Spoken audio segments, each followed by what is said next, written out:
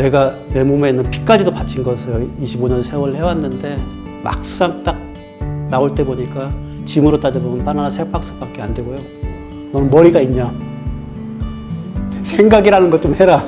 가족들이 모르면 견뎌가는 것 같아요. 이 6개월 사이에 9천만 원 정도 벌었고요. 이거 합하면은 이 잠깐 사이에 그 1억대 소득은 한 것 같아요.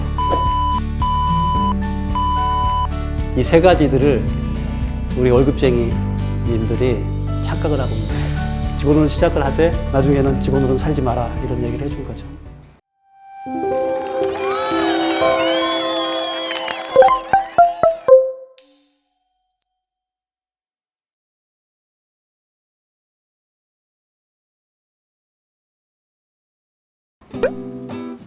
안녕하세요 여러분, 밥벌이원 서포터즈의 박진영 기자입니다.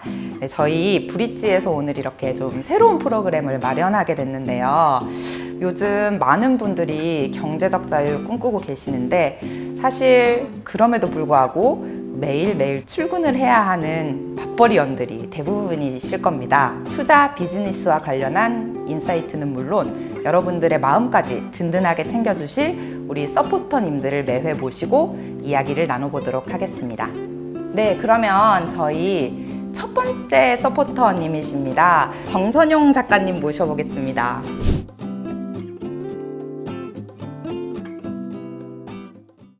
작가님 안녕하세요. 예, 안녕하세요. 직장에서 퇴직하신 게 보니까 지난해 9월 30일이더라고요. 예. 이제 딱 거의 1년 정도가 되신 건데 25년간 다니던 회사에서 이제 퇴직 통보를 그때 예. 받으셨다고 들었어요. 예. 충격이 굉장히 컸다 이렇게 전해 들었는데 예. 직장생활 하고 있을 때에는 그 안에 있던 것들이 모든 거라는 생각을 가지고서 살아가기 때문에 퇴직 통보를 딱 받는 순간에 사회적 죽음을 경험하는 것 같아요. 그 사회적 죽음이라면 이 사회에서 개인이 혼자만 별도의 어떤 섬에 유배되는 듯한 이런 느낌? 나란 존재가 이 사회에서 전혀 의미가 없는 존재인가 하는 그런 의문들을 갖고서 25년을 몸담았으면 그 안에 제 땀, 눈물, 어쩌면 내가 내 몸에 있는 피까지도 바친 것을 25년 세월 해왔는데 막상 딱 나올 때 보니까 짐으로 따져보면 바나나 3박스밖에 안 되고요. 그리고 또 돌아서 딱 나오니까 다시 그 내가 일하는 곳을 바라보니까 거기는 정상적으로 흘러가고 있더라고요. 그러니까 나란 존재가 이미 다 지워져 버린 모습, 그걸 다 보니까 그래서 그때 많이 힘들었던 것 같아요. 직장인 시절은 어땠는지가 좀 궁금해요. 그 나의 아저씨에 보면은 박동훈 부장은 바라보고 있으면 성실한 무기 진역수 같다. 그러니까 감옥에 갇혀 있는 사람 같다. 이런 얘기를 해요. 열심히 성실하게 일은 했는데 돌이켜서 돌아보니까 그 직장 생활이 25년의 감옥 속에 갇혀 있던 성실한 무기 진영수. 이 앞에서 성실한 말이 중요해요. 성실한. 네. 굉장히 전 성실하게 일은 했어요. 일만. 그때는 그게 최선을 다한 거라고 물론 생각을 했었을 거고 그러면 좀 특히 가장 힘들었던 순간이 어떤 순간들이 있을지. 그 직장 생활하면서 제가 굉장히 심한 얘기도 들은 적이 있는 것 같아요. 어떤 얘기냐면 너는 머리가 있냐? 생각이라는 것 좀 해라. 기자님도 들어보셨나요? 뭐 머리가 그 표현은 아닌 것 같은데 그와 유사한 다양한 모욕들이 저에게도 있었죠. 그런 얘기를 듣는 순간에 이 욕값이 내 월급값이다. 근데 그 욕값을 라고 생각하면서 얼굴을 받아가면서 생활하면서도 견딜 수 있는 힘은 그건 것 같아요. 가족들이 모르는 거. 내가 이러고 있는 거. 나 마음이 너무 아팠어. 가족들이 모르면 견뎌가는 것 같아요. 근데 가족들이 알면은 더 이상 이제 직장 생활을 못 하게 되죠. 그러니까 우리 아들이 내 아내가 내가 벌어오는 이 500만 원의 월급이 이런 욕을 받아가면서 머리가 있냐 없냐를 얘기 들어가면서 받아오는 돈이라는 걸 알게 되면 내가 너무 슬픈 것 같아요. 근데 모르기 때문에 그래도 그 자리에서 견뎌가면서 참아오는 것 같아요. 그건 가족을 위한 거겠죠. 진짜 우리 밥벌이원들이 이렇게 삽니다. 아마 굉장히 공감하시는 분들이 많을 것 같아요. 내가 밥벌이원으로 사는 동안 내가 퇴직하고 나서야 알았다. 참 이렇게 했으면 좋았을 텐데 내지는 이렇게 했던 것이 굉장히 후회된다라는 부분이 있으실까요? 제가 이 책을 쓰게 된 가장 큰 이유 중에 하나도 그건 것 같아요. 저는 일만 하고 근로소득이 주는 그 달콤함에 그냥 젖어서 계속 일만 해봤지 자본소득을 확보할 수 있는 다른 방안들에 대한 준비를 안 했던 것들이 사실 후회가 돼요. 만약에 다른 누군가한테 당신이 직장생활을 하려면 할 때 어떻게 해야 된다 그러면 저는 근로소득에만 의존하지 말고 자본소득을 얻을 수 있는 방법들을 직장생활 하는 동안에 철저하게 준비하라고 이 얘기를 해주고 싶어요. 지금은 퇴직하신 지 불과 1년도 채 지나지 않았는데 좀 어떤 활동을 하고 계시고 어떻게 또 심리적으로 변하셨고 또 뭐 소득은 또 어떻게 바뀌셨는지 궁금합니다. 가장 궁금한 것부터 순서대로 얘기해 드릴게요. 소득은 이 베스트셀러 작가가 되면서 흔히 말하는 이제 문화자본가가 된 거죠. 저작권료를 받는. 저희가 보통 이제 저작권료가 10%가 되거든요. 지금 한 6만 권이 팔렸어요. 대충 한 9천만 원 정도? 이 6개월 사이에 9천만 원 정도 벌었고요. 강연도 베스트셀러가 되는 바람에 좀 시간당 단가가 좀 많이 높아져서 그 강연으로 해가지고 한 2천만 원 정도 번 것 같아요. 저희는 많이 못 드렸는데 몸값이 비싸신 분은 이거 합하면은 이 잠깐 사이에 그 1억대 소득은 한 것 같아요. 이렇게 인생이 그야말로 확 바뀔 거라고는 생각도 못 하셨겠어요. 내가 하고 싶은 일을 하면서 기본적인 내 소득을 벌고 있다는 것 자체가 지금의 내가 돈 벌고 있는 방식은 예전에는 근로소득이었다면 지금은 사실은 문화자본가로서의 소득을 벌고 있는 거잖아요. 소득의 새로운 파이프라인이 이제 구축이 된 거니까 여기를 기반으로 해서 더 뻗어나갈 수 있는 부분들을 이제 구축을 했다고 보면 되죠. 그걸 짧게 1년 사이에 이루었다는 게 저도 놀라워요, 솔직하게. 운이 좋았다라고도 말씀을 할 수 있겠죠? 어떤 부분에서는? 네, 그렇죠. 뭐 제가 이 나이에 먹고 와서 보니까 운칠기삼은 어쩔 수 없는 것 같아요.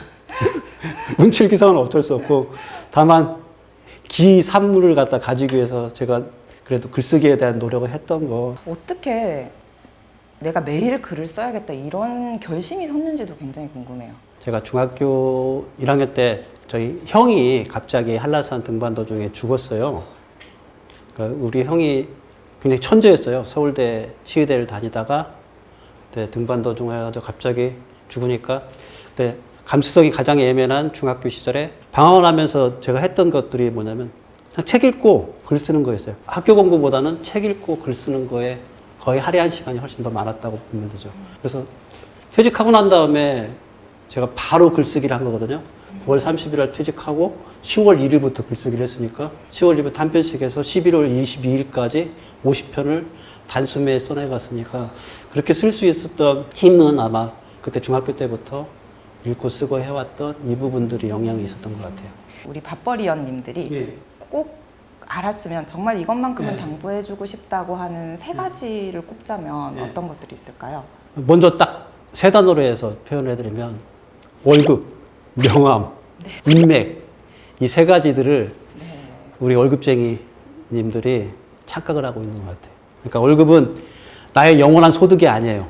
그러니까 순간순간 매달 주는 이 달콤함에 빠져서 평생 내에 줄 거라는 착각 속에서 미래를 준비하지 않으면 경제적인 돈의 어려움을 받아요. 그러니까 두 번째 부분은 명함인데 명함이 보통은 어떤 사람의 사회적 지위를 대변해 주잖아요. 저도 엘사에 있을 때 임원 그 부문장 명함을 가지고 어디를 가든지 다 대접을 해주잖아요. 퇴직하는 순간에 다 사라져요. 내가 가지고 있는 지위가 아니라 회사에 있는 지위를 내가 일부 빌려다가 사용했던 거에 지나지 않는다는 거. 내 것이 아니었다. 네, 그렇죠. 그런 착각들을 벗어나야 돼요. 좀 전에도 제가 명함을 드렸는데 저는 밥벌이원이라서 드렸는데 명함이 없으시다고. 근데 굉장히 당당한 모습. 저 자체가 명함이 이제 되어가고 있는 거니까. 세 번째가 더 중요해요. 인맥이 다 사라져요. 직장에 다니고 회사에 다니고 있을 때 인맥들이 나중에 영원히 나의 인적 네트워크로 작용해서 내가 살아가는데 도움이 될 거라고 생각하는데 사실은 직장을 퇴직하는 순간에 거기 90% 이상 저를 경우를 보니까 거의 한 99%가 다 사라지더라고요. 이 세 가지 사실을 좀 깨닫고 이 세 가지 사실 이외에 나란 사람을 존재를 만들어낼 수 있는 보이지 않는 명함을 만들어야 되는 일들을 좀 준비해야 되고요. 소득의 파이프라인이 새롭게 구축해야 되는 부분들을 그때 고민해야 돼요. 인맥마저도 단순하게 직장 내에 가지고 있는 인적 네트워크만이 아니라 앞으로 생각하고 있는 방향에 대한 것들이 결합되어진 인적 네트워크를 갖다가 사전에 직장에서 준비해야만이 퇴직하고 난 이후에 이 모든 것이 다 사라지는 순간에 새롭게 자기를 바닥에서 끌어올릴 수 있는 힘들을 갖다 얻게 되는 것 같아요. 나훈아는 자본소득, 네. 그리고 남진은 근로소득이라고 이렇게 표현을 하셨는데 어떤 뜻인지 한번. 네. 제가 그 퇴직한 날이 작년도 9월 30일 날이잖아요. 그 9월 30일 날 혹시 기억하실지 모르는데 대한민국 어게인 쇼 그 나훈아가 했었어요. 아, 기억나요. 예. 그때 거의 센세이션이 일어났잖아요. 테스 형. 예, 테스 형 나오고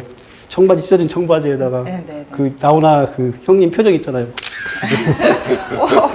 떠올랐어요. 굉장히. 네. 이런 표정으로 3시간 동안 그 공연을 하는데 나중에 얘기 들어보니까 출연료 이거 하나도 안 받았다고 그러더라고요. 조건은 딱 하나였대요. 내 마음대로 이 공연을 만들겠다. 아니, 그러면 이 사람은 어떻게 이걸 만들어 갔을까 생각해 보니까 대한민국이 손가락 안에 꼽는 저작권료 가지고 있더라고요, 그분은. 그러니까 굳이 공연을 통해서 돈을 벌 필요도 없고요. TV나 공중파에 나가서 출연해서 돈을 벌 필요가 없는 거예요. 그러니까 자기가 하고 싶은 예술 자기답게 해나갈 수 있게 그렇게 힘을 갖는 거예요. 근데 채널을 살짝 돌려서 보니까 남진 같은 시간에? 예. 채널 살다 보니까 남진이 분이 트로트 심사위원을 나와가지고 열심히 하고 있더라고요.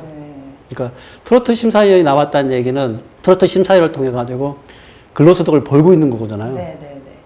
물론 그 남진 그분이 돈이 많아서 후배들을 위해 사고 있는 거 알아요. 근데 어쨌든 돈을 받았다는 얘기는 그건 근로소득을 번 거예요. 그래서 누구는 근로소득을 보고 있고 누구는 자본소득을 가지고 폼나게 예술하고 있고 아들아 너가 앞으로 살아가려고 그러면 어떤 삶을 살고 싶으냐? 문화자본가로 살고 싶으니 아니면 근로자로 살고 싶으니 너가 늙어서 70, 80 될 때까지 계속 근로를 하는 그런 근로소득자가 되겠니? 아니면 자기가 하고 싶은 일을 꾸준하게 해가면서 그 이후에는 이 인생을 갖다가 마음껏 즐길 수 있는 그런 자본소득가로 살아가겠니? 이런 비유를 통해 가지고 설명해 준 거예요. 남진님은 하필 그 시간대에 나오셔가지고 약간 의문의 일패를 남일 같지가 않고. 너는 근로자로만 살지 말고 그래서 직원으로만 살지 말고 직원으로 시작을 하되 나중에는 직원으로는 살지 마라 이런 얘기를 해준 거죠. 작가님이 퇴직을 하고 나서도 조금 이렇게 예술 활동을 당차게 하실 수 있었던 이유 중에 하나가 그 부동산 투자를 통해서 자산이 꽤 이제 구축돼 있는 걸로 제가 들었습니다.